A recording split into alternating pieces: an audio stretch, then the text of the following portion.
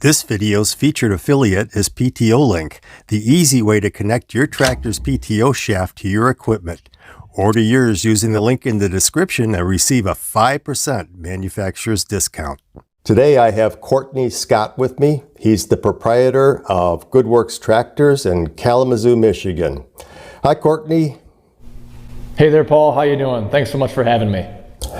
Now, your company handles Kubota and also John Deere.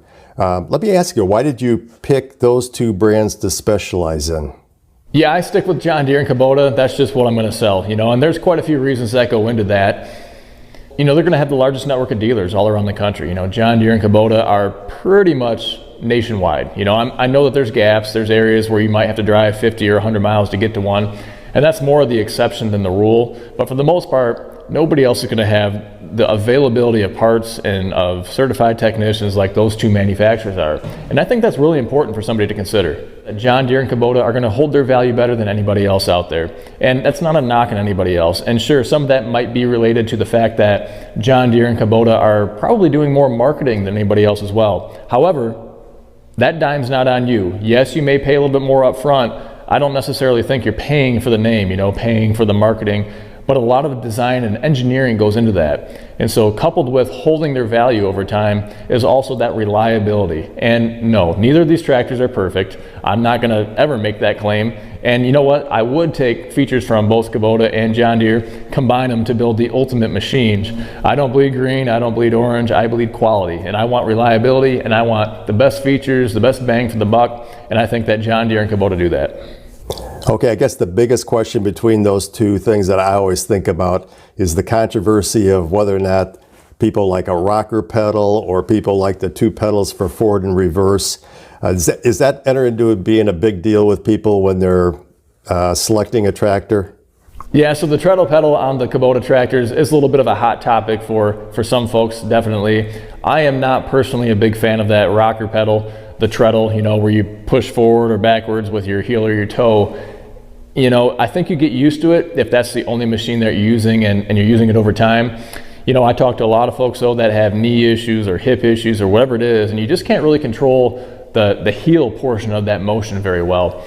And some folks will use their toe to pick up on the front of the pedal and then also push down on it, kind of go underneath and pick it up to go reverse and that kind of thing. So there's ways around it.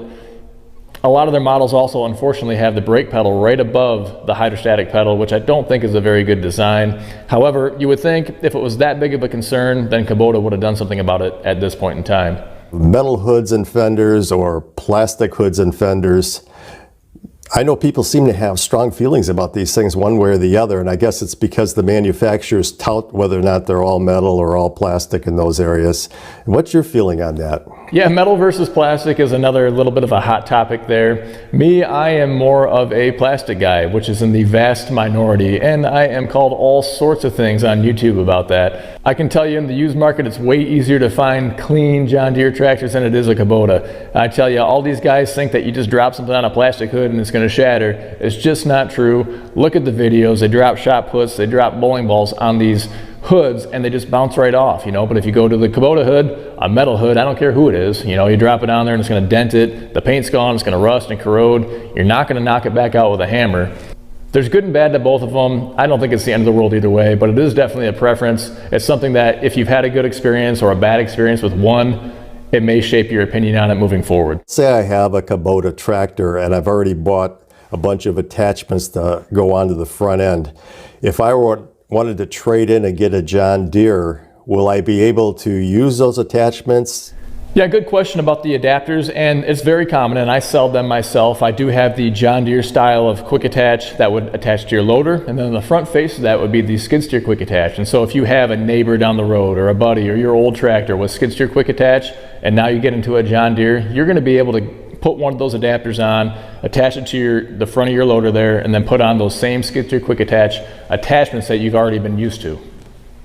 And the same can actually be said, you can get the vice versa, that if you happen to have a bunch of JDQA attachments, you end up in a skid steer quick attach, those same adapters are available to allow the interchangeability and you to use those attachments as well. And something that's not very well known, but on my 4066R, for instance, it actually has the skid steer quick attach right on there. So if somebody does end up ordering a brand new John Deere tractor, especially on those little bit larger series, the skid steer quick attach is an available option. It seems like more and more manufacturers of implements are starting to offer the John Deere Connect as an option on the things. So it looks like that people are adapting to that whole type of thing much more quickly. Proprietary systems exist with every manufacturer, and so I don't know why it's tried to be framed as a dirty word. You know, proprietary should be innovative, you know, and you got to give folks credit for coming up with proprietary systems, especially if they work well. And John Deere Quick Attach does work well. And so, yeah, perhaps back in the day when this was first introduced, I don't know, 20, 30 years ago, it's been a long time that JDQA has been around. Maybe back then you could only get it through John Deere or Frontier, you know, their sister company. However, I sell John Deere Quick Attach, JDQA attachments, pallet forks, snow pushers, grapples, the list goes on, at the same exact price as the skid steer quick attach. And I'll tell you one big advantage as well. On smaller tractors, especially subcompacts and smaller compacts, the JDQA system weighs substantially less. I'm talking 20, 30, 40 pounds less than a comparable skid steer quick attach adapter. And that is significant on loaders that don't have much lift capacity to begin with. If you can have that kind of savings, that could literally translate to a 5 to 10% savings that you're seeing just in the quick attach style. It's very robust, it's very easy to use, and you're going to get those attachments for the same price. Just go aftermarket. You don't need to go to the OEM, whether it's Kubota, whether it's John Deere, whether it's Coyote. It doesn't matter. You can get them aftermarket. You're going to save money that way as well. Model year versus an older tractor that maybe has fewer hours on it. What do you think is most important for somebody, considering that both tractors might be in equal condition, but one happens to be 3 or 4 years older? If it has less hours on it, do you think that's a better value for someone than a newer tractor that maybe has a couple hundred more hours on it? Question there, I would tend to lean with hours. I tend to lean with hours coupled with features over model year. You know, there's not nearly the kind of change in tractors from year to year or even, you know, year to 3 years later versus automobiles that can have significant differences. They're just treated a little bit differently. You know, these are fairly simplistic machines overall.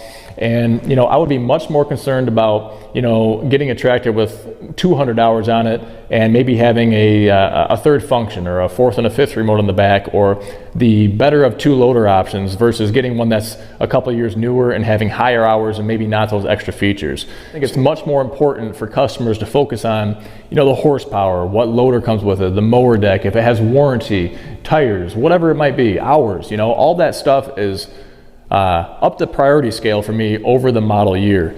Model year for me is way down the priority list. It's hours, it's features, it's warranty, and what it comes with. You know, those optional things that maybe somebody else already added onto it that are going to add a lot of value that you don't have to worry about now. And in the tractor world, year just doesn't mean that much. So warranties are definitely transferable, and it's very easy. The warranty is simply going to follow along with the tractor based on the serial number that's on it.